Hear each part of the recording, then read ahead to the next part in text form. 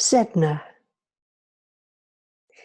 Many generations of artists have been inspired by the story of SEDNA, and in particular, the carvers and sculptors who have their origin and roots in the northern Arctic reaches where she takes her origin. I love these shapes, I love the stone, and they in turn have inspired me to want to share with you the story of SEDNA. So let me spin for you a tale. I'd love to weave here a tapestry, bringing together threads of many different colours from diverse perspectives on SEDNA in our world, and maybe even beyond. Comb the hair of an ancient creation goddess of the ocean. Observe the path of an eccentric dwarf planet out in our solar system's no man's land.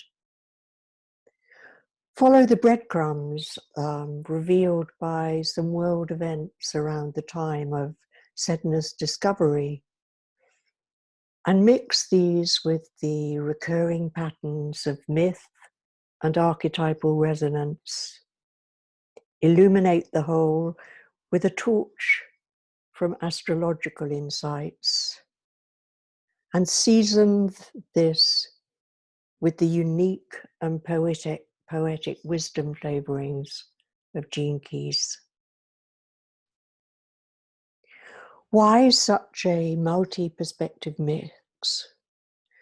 Well, the motor power of myth, its very themes, echo and reverberate down through the centuries and the millennia. They change the themes over time, the emphasis perhaps more than the themes themselves, because at the core, there is an inner truth to myth that can illuminate our current human condition and offer us signposts as to where we might go. Now, curiously and somewhat mysteriously, I find the names that have been given to planetary bodies according to their astronomical coordinates, where they're found within our solar system, and what qualities and characteristics they present, can often reveal a mythic meaning and archetypal resonance in our world that can deeply inform us. The astrology of SEDNA and the events that were taking place at and around the time of her discovery can actually fill in gaps in our collective knowledge and signal the very direction and nature of our evolution.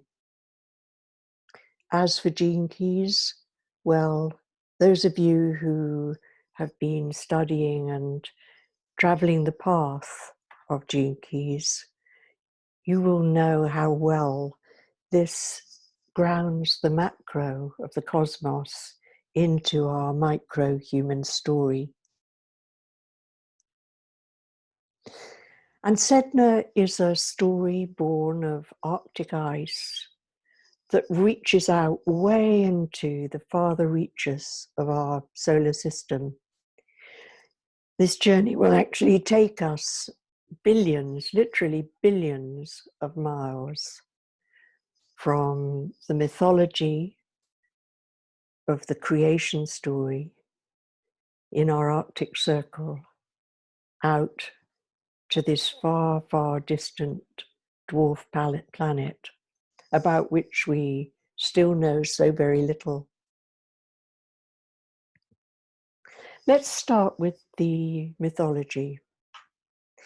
There are many, many different myths associated with SEDNA, and in large part they reflect the different geographical and environmental conditions and cultural perspectives of the different peoples ranging from Siberia across to Greenland, through the vast wastes of Canada, Alaska, the Arctic Circle. But they have a common theme, and the story that is repeated most often is the part that I'm going to share with you here. A young Inuit girl has steadfastly turned her face against marriage. Her father becomes pretty irritated with this, and when a mysterious stranger comes into the Inuit camp, who has every sign of being a very wealthy hunter, they're muffled up in furs and with a hood that makes it impossible to see him, the father is all too pleased to hand his recalcitrant daughter over to the man in marriage. Except that the man turns out not to be a man at all, but to be a bird, a fulmar, one of those seabirds of the northern reaches of our world. And so Sedna finds herself obliged to make her marriage home in a rather smelly fulmar's nest. Her diet is one of fish, which is the only thing her husband catches for her. And she's unused to this. She's unused to a rich array of what the ocean can offer, and in particular seal and whale. Fortunately, her father, having heard nothing from her, pays a visit to his daughter and son-in-law and is shocked by what he discovers. So he takes it upon himself to rescue her and take her back to their home in his boat. But her husband's having none of this. He and the flock of birds of which he's a part attack the boat, and it capsizes. They're thrown into the water. The father gets back in. Sedna clings to the boat and tries to climb back in. And in his effort to save himself, her father actually severs her fingers and hands so that she can't capsize the boat again. Sedna drowns and sinks to the ocean floor. But that's not the end of her story, for this is a story of transformation and rebirth. And so the severed fingers and hands become the creatures of the sea, and Sedna transforms into the great mother of the ocean.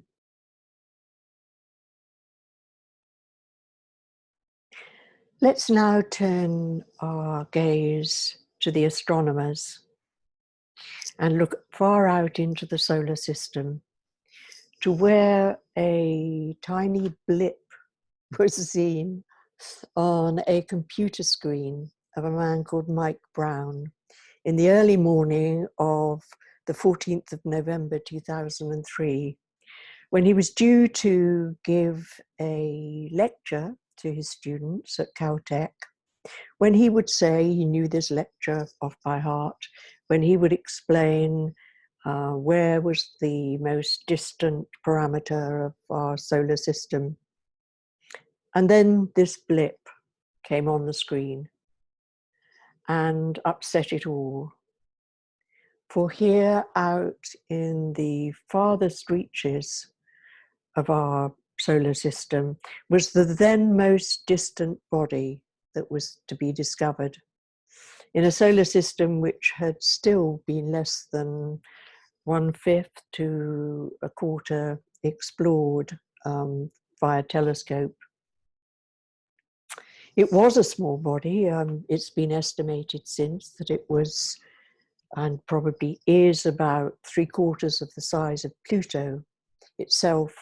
You'll remember having been demoted to dwarf planet status later in the 3rd millennium, and by the very man himself who discovered SEDNA, Mike Brown. Now, why was Mike and the team that he was working with at the time, why were they so excited and astonished by this tiny dwarf planet? Well, first of all, it was its distance. It was on its way back, but it was on a trajectory that takes it at its furthest 870 billion miles away. I don't know if you can begin to imagine that. I certainly can't. But when I imagine it as being 3 times further than Pluto itself, the furthest known planet at the time, I know it's a long way. And 71 billion miles, which is when it's at its closest to the sun, around which it orbits. That sounds a very, very long way, and indeed is a very long way too. Now, the amazing thing about SEDNA'S orbit is this very slow, elliptical, eccentric path.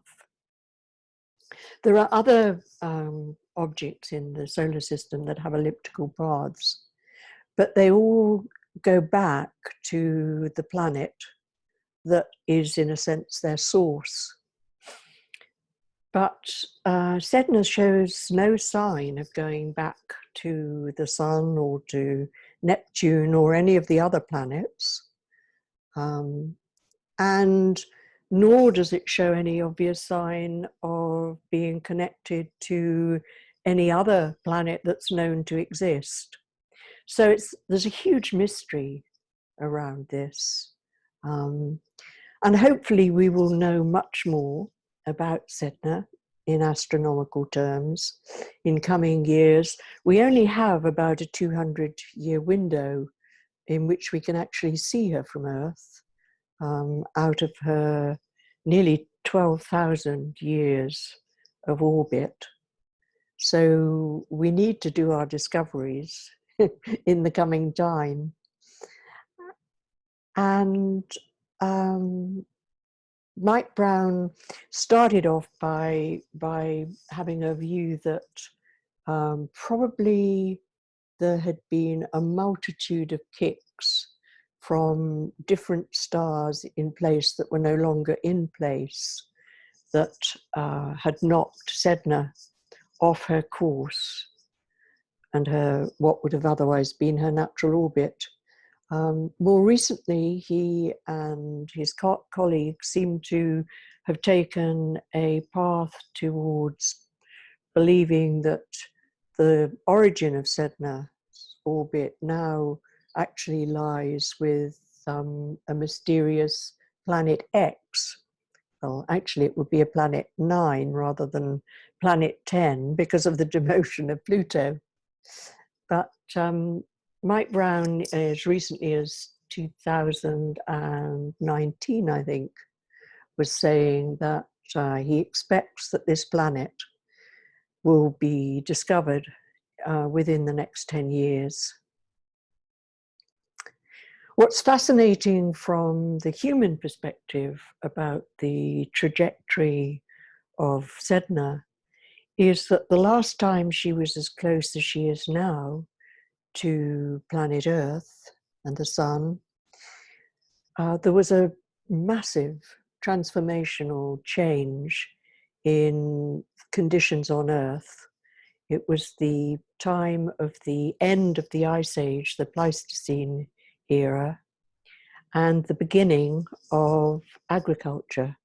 The earliest known domesticated seeds have been found, I think, around the period 9,400 BC in the Fertile Crescent. So a really massive change in human history when SEDNA was last close to Earth, which could lead us to anticipate that the arrival of her at her nearest point by the year 2076, that's still more than 50 years away, a time when I should be long gone from the planet, and maybe some of you too who are listening today. But that this will also be a time of extraordinary change and transformation in humanity and its relationship to Earth and the environment. Since SEDNA'S discovery, a number of other trans-Neptunian objects, that's beyond Neptune, SDOs, that means scattered disk objects. The scattered disk is what they call the area right out at the periphery of our solar system, a very icy, rocky, cold, cold area. A number of other objects have been discovered, and more still are likely to be discovered. But the orbit of SEDNA and these other beings is still remaining unexplained. Here's a diagram which suggests why there is hope or thought that it may be a, as yet undiscovered, planet X that will actually prove to be the attractor source of all these different planetary bodies.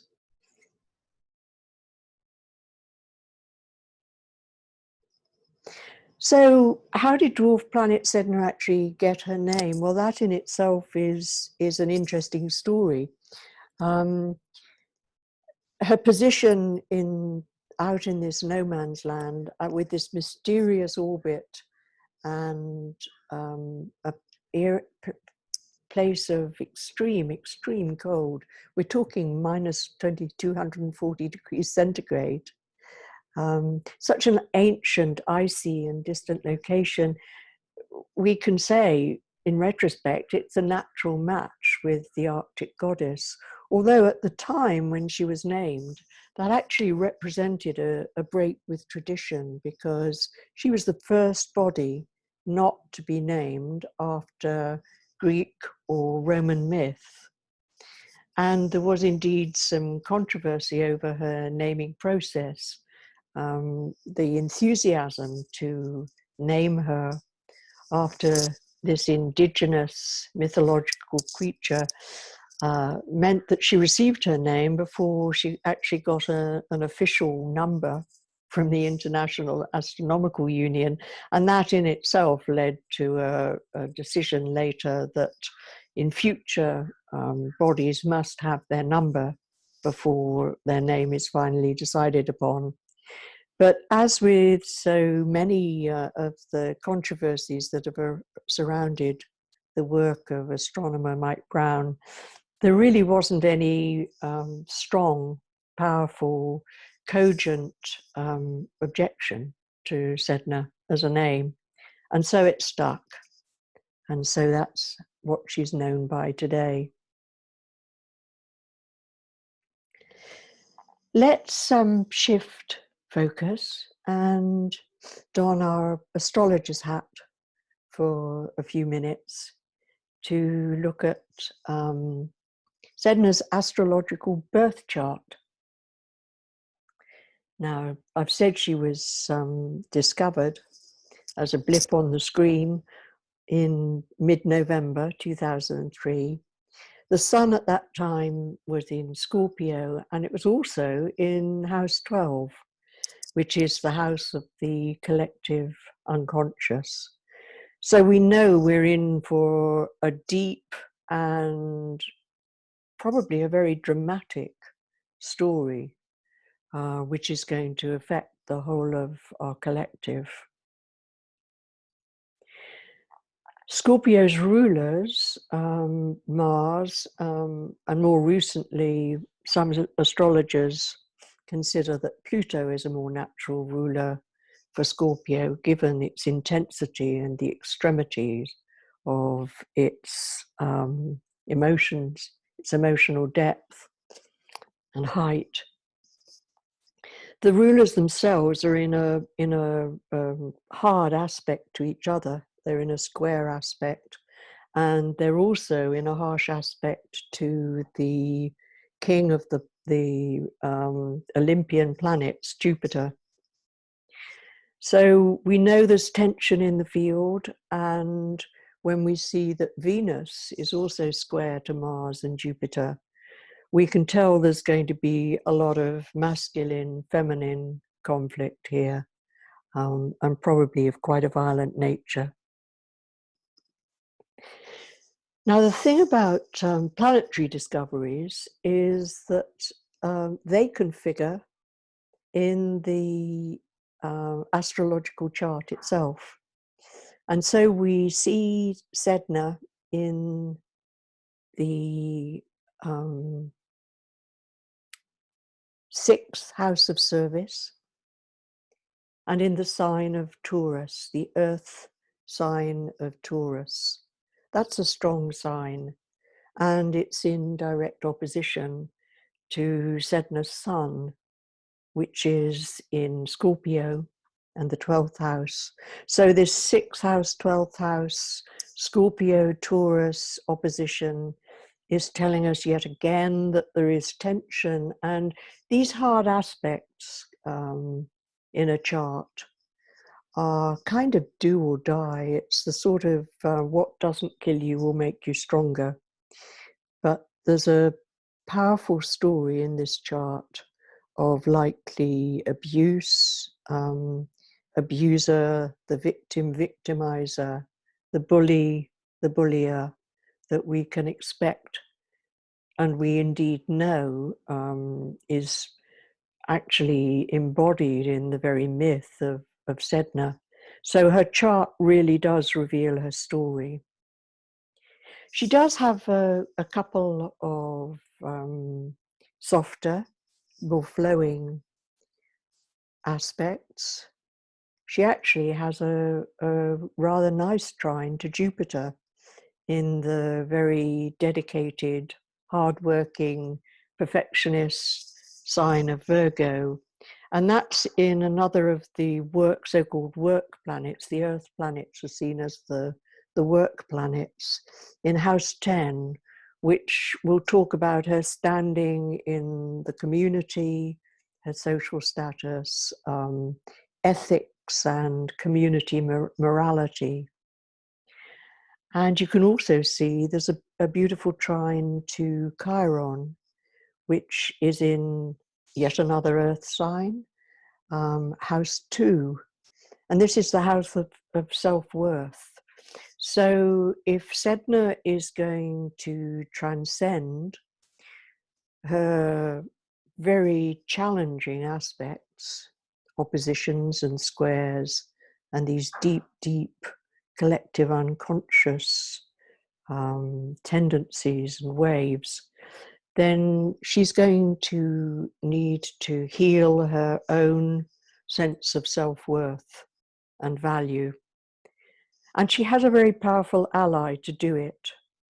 Quincunx Pluto in Sagittarius is in the house of Sedna's ego, house 1. Let's take a somewhat deeper look at that. This is what Alan Clay, an astrologer who's written a beautiful book about Sedna called Sedna Consciousness, what he has to say about the Sedna in conjunct Pluto position in the sign of Sagittarius in her first house. He speaks of a fated interest in the hidden realms and understanding ourselves and the world at a deeper level. At low frequency, this may have us acting on deeply buried impulses and even manifest in strong acts, even violent, destructive acts. We see here the pattern of abuse, abuser, the bullied, the bully, the victim, the victimizer. And those patterns tend to be particularly prevalent in childhood. Well, Sedna knows all about that in her youth and in her early days of marriage. At low frequency, there can be a certain misplaced sense of self-righteousness, says Alan. And certainly the early stories of Sedna speak to her as a being somewhat opinionated, rather aloof, maybe even vain. So the sense of self-righteousness, that it's okay to exhibit these very violent energies because it's in the cause of understanding ourselves and we have right and might on our side. That can actually lead us to adopt the abuser role, the bully role, the victimizer role unconsciously ourselves. And as a result, life will probably serve Sedna with all these transcendent no-choice crises that are beyond her ability to control, but that actually trigger, ultimately, her rebirth into a high frequency. For the INCONJUNCT placement of Sedna to Pluto means that at her spiritual highest level, her placement becomes quite extraordinary and renders her capable of transforming each moment in a fated way to a whole new level of consciousness. Now, remembering that all of this is in house 6, the house of work and service, we can see that Sedna has come to us at a time to help the collective transform itself.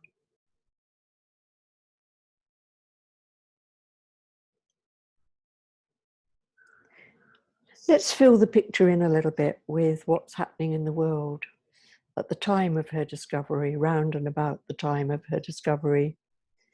2003 was quite a year for most people on the planet.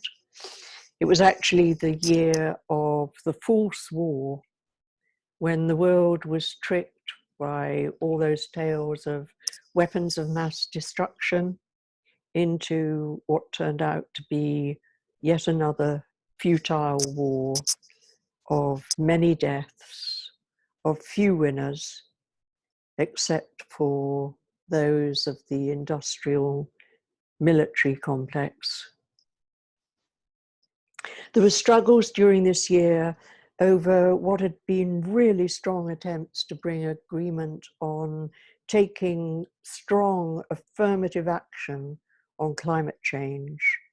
The Kyoto Protocol in Japan was eventually ratified by 120 countries, but not without many games playing on the side, with the US and Russia center stage in this. And indeed, the protocol has really struggled in terms of implementation. Set against that, we were beginning to get the hints of the kind of extreme weather crises that we've become all too familiar with during the third millennium. During 2003, in 1 week in US history, 393 tornadoes hit 19 US states. The highest temperature ever recorded in history was recorded in the UK. A heat wave in France killed 5,000 people. And that pattern, as we know all too well, has continued up to and into the present day. A small event, and yet a very symbolic event. The orca that had been the star of the film about the whale, Willie, died. He had been captured in Norway about 25 years earlier. He had been used and abused as only human beings can use and abuse other species. And he was rescued, actually, and used for the movie. And then after the movie, they tried to help him readapt to the wild, but he couldn't make it. And there's a really symbolic story of how we can mess with the other species on our planet. 2003 also saw the birth of a little girl in Sweden, a baby girl who would grow up to be a very well-known teenager, known throughout the world, Greta Thunberg. She has SEDNA in gene key 2.5 in the house 12.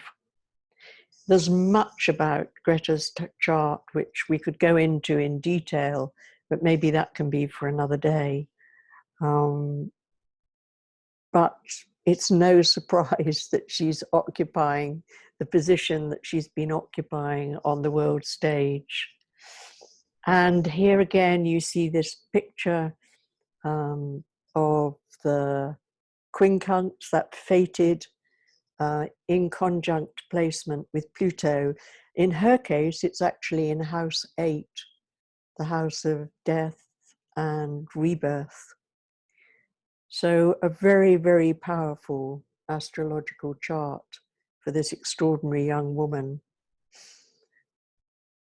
2003 also saw the Nobel Prize for research on how cells communicate and how they actually form together through this communication.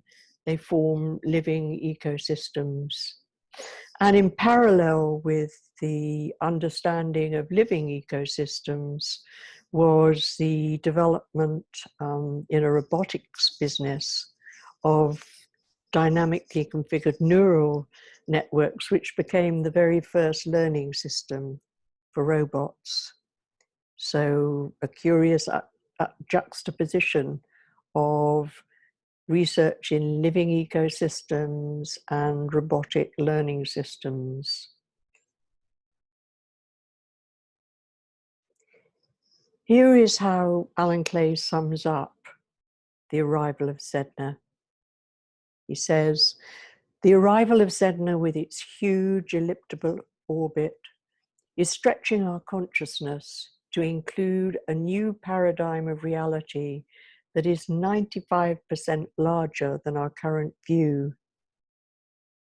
This is inevitably a higher level of consciousness. So the discovery presages a historic evolutionary change in perception.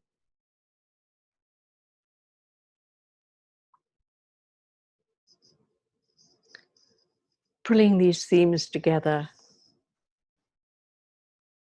SEDNA, operating at plutonic and oceanic depths, the deep feminine of the ocean. You know, 70% of our planet is made up of water, and of that water, 97% is in our oceans. It's an extraordinary, extraordinary amount of our planet is within the sphere of SEDNA consciousness. And with that consciousness comes a rebirth of some deeply held and long maintained indigenous values. The ones of the Inuit people who connected with SEDNA traditionally were the shaman. And they would go down to the ocean depths each year. And the story was that they would comb her hair. And when they had combed her hair and appeased her wrath, then they would pray to her, and she would, if all was well, if taboos had not been transgressed by the tribe, she would bring the people a rich harvest. So everything to do with Sedna is about learning to find our place again within the wider environment, interdependent and interconnected with all species, not just the human species. Learning to act as conscious cells of an interconnected living system, and recognizing that we are engaged in an epoch-long, many thousands of years, slow, transformative, evolutionary sea change in humanity's consciousness. If we live into the Sedna potential of our species, we will open to an enlarged view of humanity within our universe and beyond. And to close this journey, this story, and this travel with Sedna, I just want to share with you a few of the words that relate to her position in Gene Key 2.6. That's where she was located at the time of her discovery. That sixth line, ability to see the whole in systemic terms. And Gene Key 2, which takes us from the shadow state of dislocation through orientation to unity. Richard Rudd says of Gene Key 2 that this is the most archetypically feminine of all the 64 gene keys. It's the binding force for all seemingly disparate cells and events within existence. The shadow of dislocation implies both the sense of being lost in time and space, out in that no man's land where Sedna was discovered, and of dismemberment. Remember those severed fingers and hands? Richard says that most Aboriginal cultures do not live with a sense of separation from life. And yet, what is extraordinary and is one of the deepest, most exquisite lessons of Gene Key 2 is that as you come more and more into contact with your unity with all creatures, you also mystically witness an enhancement of your own uniqueness. Gene Key 2, says Richard, is the cornerstone of all Siddhic states, the essence of the divine feminine, a great mystery within it. The great motherly embrace that pulls us into a single unity. What a wonderful description of Sedna as we've discovered her through this journey together.